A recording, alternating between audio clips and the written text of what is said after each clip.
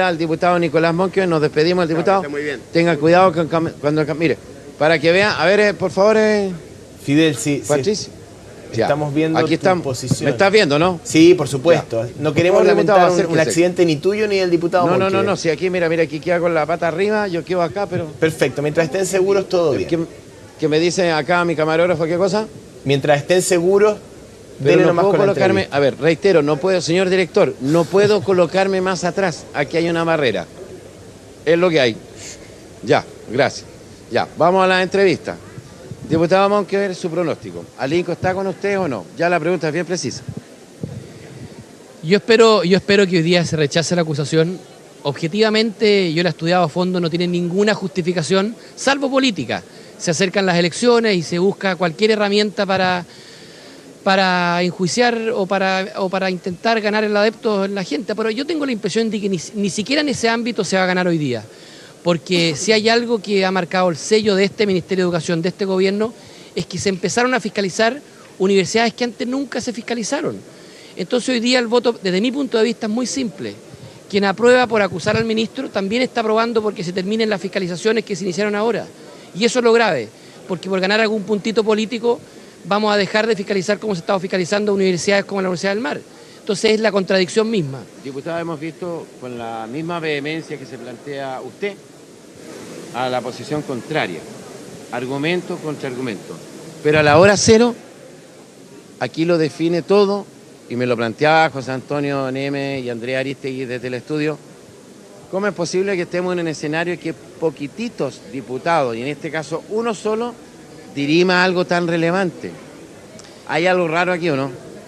No, yo creo que lo raro, sí, claramente lo raro, lo anormal, lo que la gente le cuesta entender es cómo la politización, las elecciones de diciembre empiezan a marcar la pauta mucho más del contenido. La acusación constitucional es la máxima herramienta para fiscalizar. Y uno lo que espera es que se utilice bien, a fondo, con argumentos y no por criterios políticos. No estoy diciendo que nunca antes se haya cometido este error. Lo que sí digo es que el error que se está cometiendo hoy día es grave, porque estamos jugando con la educación.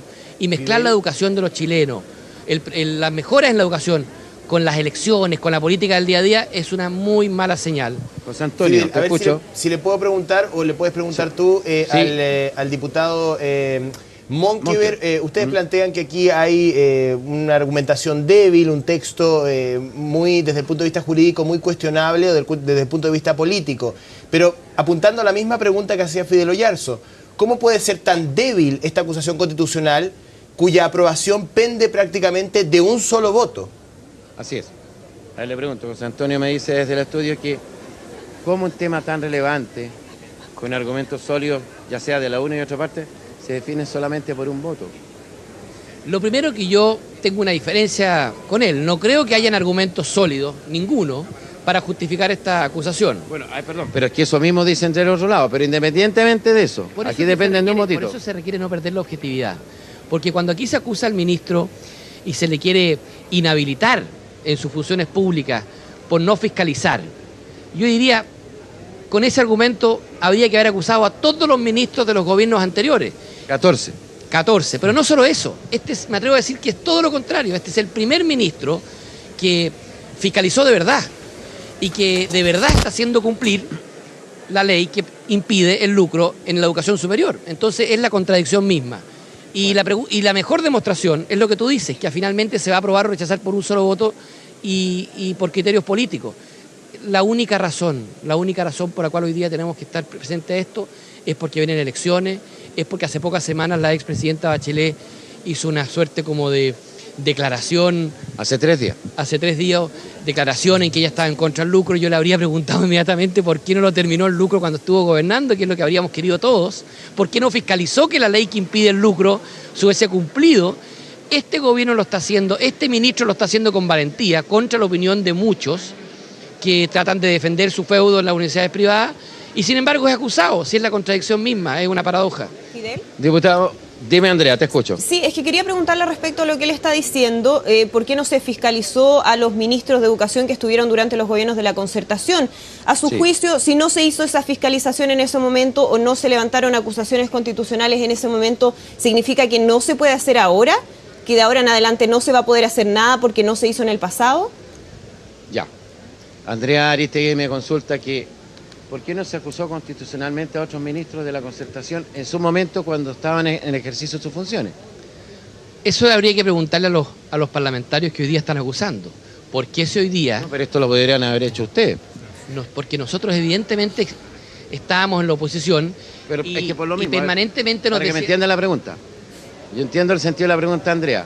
¿Por qué las bancadas de la oposición, de los gobiernos de la Concertación, a ver, las bancadas de la Alianza no promovieron acusaciones constitucionales en contra de los ministros de Educación de los gobiernos de la Concertación?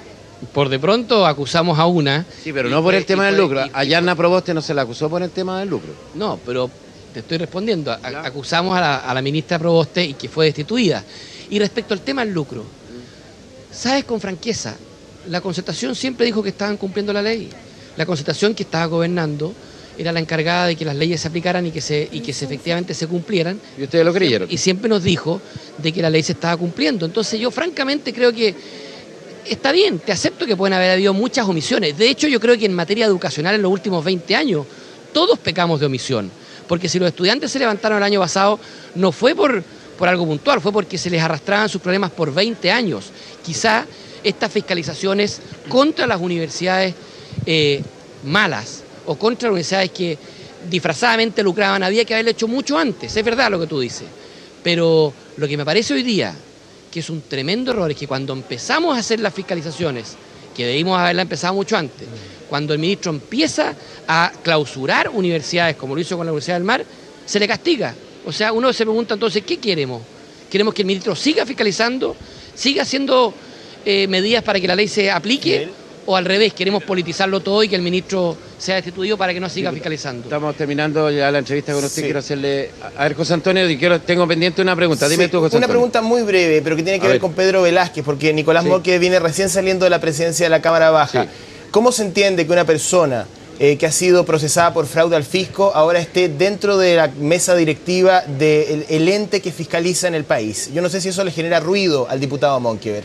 Diputado Monkever, usted como expresidente de la Cámara de Diputados hasta ayer, ¿qué opinión le merece la presencia de Pedro Velázquez, que está condenado por un fraude al fisco, en la testera de la Cámara? Uno hubiese querido que hubiese sido distinto, pero usted sabe cómo son las cosas muchas veces en la política, y el diputado Pedro Velázquez al final del día tiene todas las facultades legales para ejercer como diputado y en consecuencia también podía postular y ser elegido. Pero ¿Afecta la imagen de la Cámara, tema que también le preocupa a usted? afecta la imagen de la Cámara que cualquier diputado, desde la testera o de su asiento, sea condenado por problemas de corrupción, evidentemente que lo afecta. Ya, ahora una última pregunta mía.